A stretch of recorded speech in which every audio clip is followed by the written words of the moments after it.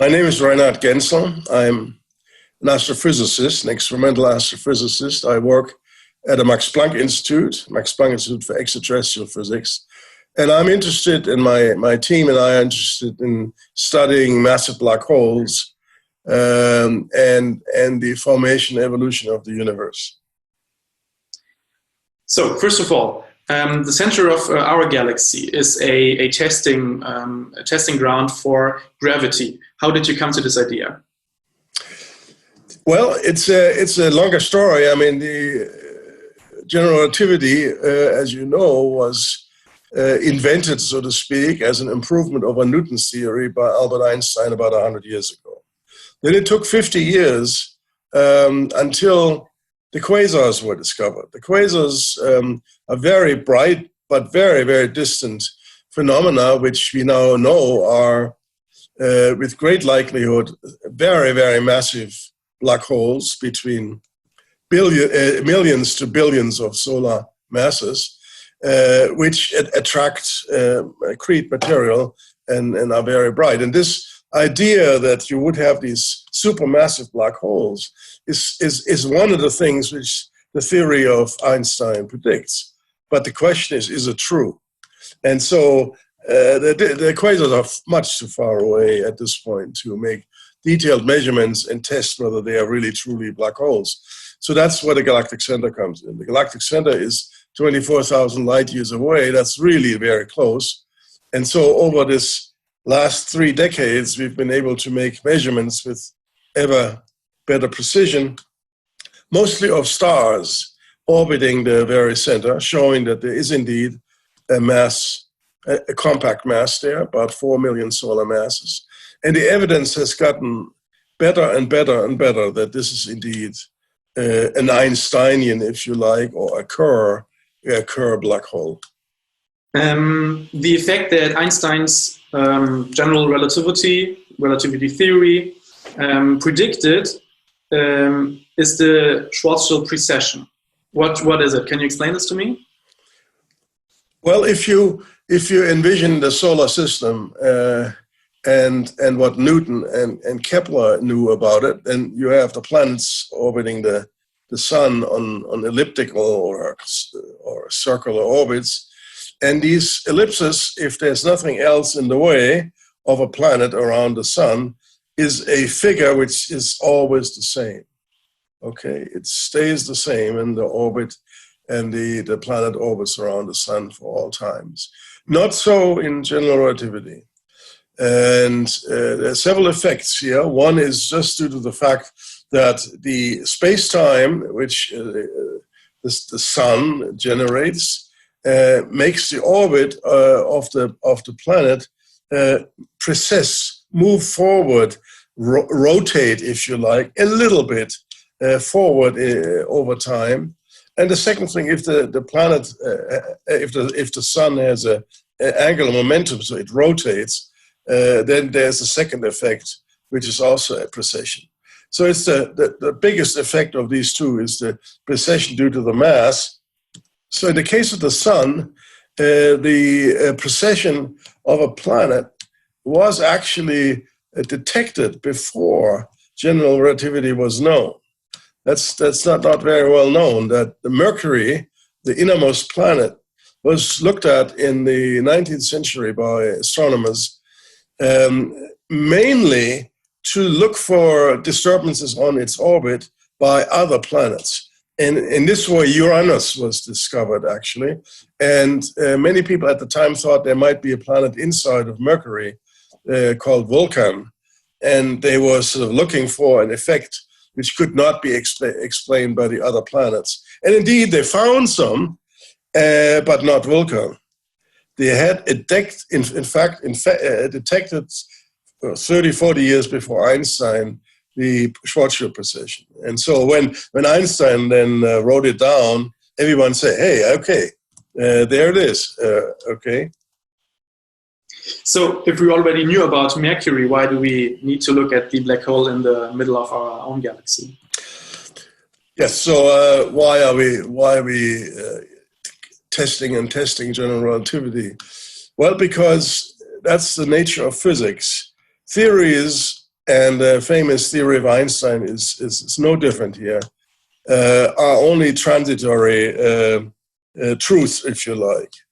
In fact, we believe there is good reason that the Einstein's theory must be wrong on small scales, for instance, very small scales, where you would have quantum effects and atomic effects and so forth. Plus, there are other theories which are similar to, but not the same as general relativity, which predict slightly different things. So we must, as scientists, that's the scientific method, keep on testing in different parts of parameter space whether a theory is correct in order to either, find it is correct or it is not correct. So that's what we're doing here. We're looking in part of a parameter space in mass, which has not been looked at. I mean, the laboratory experiments or the solar system tests are on very small scales, very small masses. Then LIGO looked at and tested general relativity with so-called stellar black holes, a few tens of solar masses. Here we're looking at an object which has millions of solar masses. So that's very different, and so that's one way we want to test the theory. There's a second motivation we have, and that is to actually show that the object which is in the center of the Milky Way is a massive black hole. It plausibly is so far, but it might not. It might be a double object. It might be a triple object. Who knows? And so by making the measurements we are measuring or have been making, we are basically firming up the evidence ever more that this is indeed a supermassive black hole. Now the third, if you like, is the biology of black holes and their environment, because black holes are not lonely objects. Because of their gravity, they are attracting other objects. One would expect, in fact, to be a massive black hole in the center of a galaxy to be tightly surrounded by a cluster of stars and maybe stellar black holes, or maybe so-called intermediate mass black holes. So these would be objects of, say, a few hundred to a few thousand solar masses. They have not been seen, but they might exist.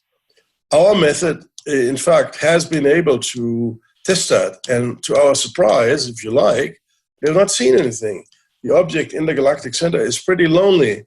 In its vicinity, there is the star, which we've been using, but so far we have not seen anything inside. Your team has worked on this project for almost 30 years, or around 30 years, which is a really long time. A lot has happened in those last 3 decades. Which are the technological advancements that have happened since? Yes, indeed. I can see I'm getting older and older here. And I started this when I was in my 20s. And over this time, over this period of time, we have made, measurement improvements of factors between a few thousand to a million in resolution, in sensitivity, etc. The most recent step we took is to replace a single telescope, which one usually uses to make images, by 4 telescopes, which we combine. That's called interferometry. So we take 4 8-meter class telescopes of the European Southern Observatory, the very large telescope in Chile, and combine it optically to an equivalent 130-meter telescope. And the bigger the telescope, the better the resolution.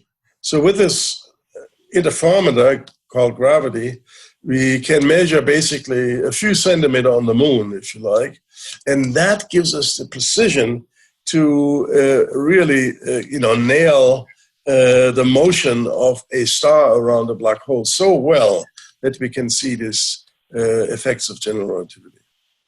With gravity, you could show in 2018 another effect of the general relativity. What is that, and why do we need to prove it all over and over again? Right. Well, the effect we're seeing now is basically true for objects with a mass. Now, general relativity, in contrast to Newton, also says that gravity affects the motion of massless things like light.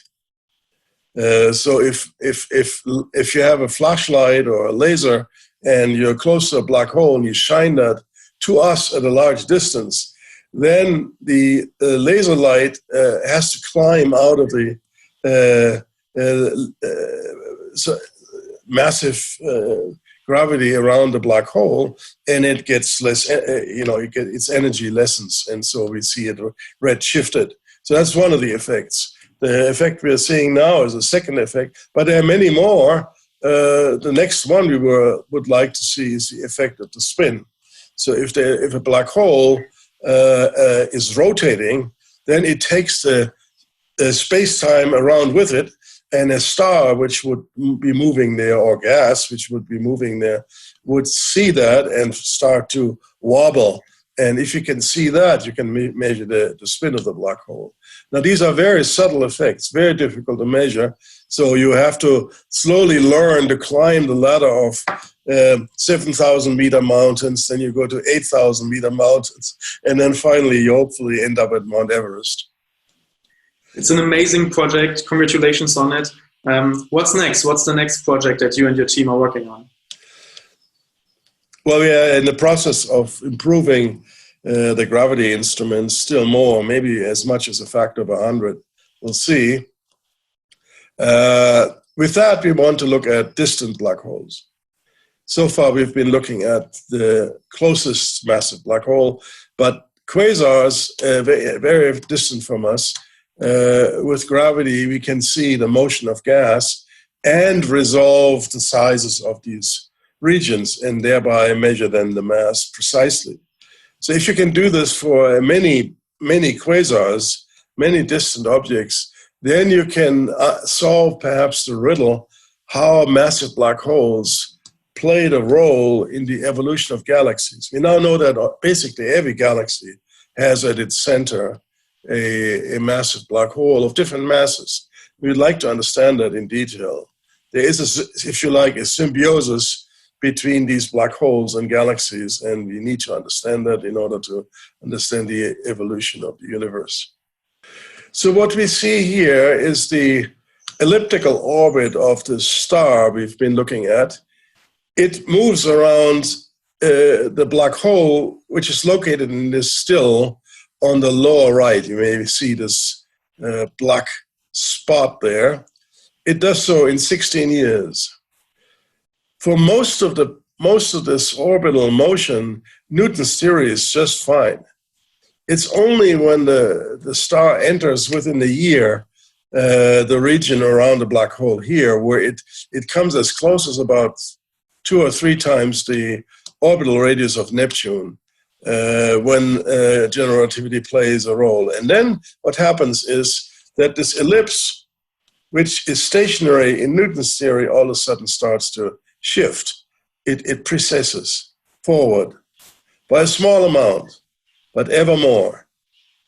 And basically we have been able to precisely measure this precession and shown that it is identical to what general relativity would predict. Now, as I said, this has several aspects to it. One is the testing of the theory, and the other one is that if there were a deviation from the massive black hole, if it were 2 black holes, this wouldn't look like that. If there were a big black hole and an intermediate mass black hole, it wouldn't look like that.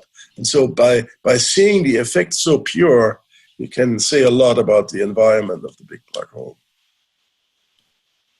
Perfect. It's super, super interesting. Thank you very much for the time you've given me. And good luck to you and a lot of success for the next project. Okay, thank you.